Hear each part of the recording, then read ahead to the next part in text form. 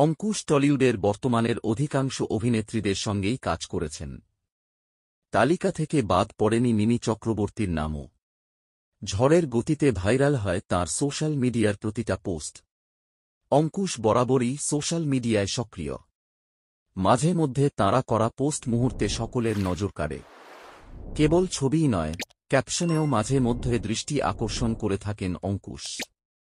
এবারও তার ব্যতিক্রম হল না। একটি সেলফি পোস্ট করলেন তিনি, আর ক্যাপশনে যা লিখলেন তা পলকে সকলের নজর কাড়ল। সেলফিতে দেখা গেল একাই বসে রয়েছেন তিনি, তবে এই সেলফির পিছনে ছিল এক লম্বা ইতিহাস। অঙ্কুশ লিখলেন, ছেলেরা কেন কোনো পোজ খুঁজে পায় না? এটা আমার 24টা সেলফি তোলার পর বাছাই করা।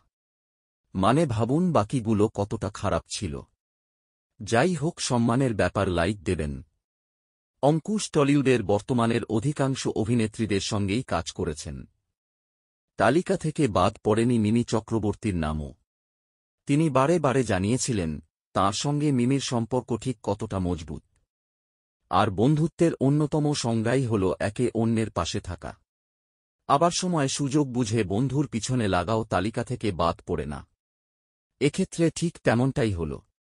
অঙ্কুশের মজার পোস্ট দেখে রীতিমতো তাঁকে খোঁচা দিয়ে বসলেন মিমি। ক্যাপশনে লিখলেন, যার যেমন মুখ তেমনই ছবি উঠবে। 24টা সেলফি তোলার পর যার এই পরিস্থিতি হয়, তাকে এর থেকে আর কী বা বলা যায়, এমনই এক ভঙ্গিমা ছিল মিমির মন্তব্যে।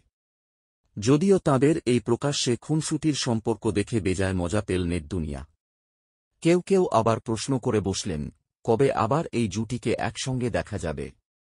অঙ্কুশ বর্তমানে তাঁর আগামী ছবির কাজ নিয়ে ব্যস্ত। সদ্য ঐন্দ্রিলার সঙ্গে ছুটিও কাটিয়ে এলেন তিনি।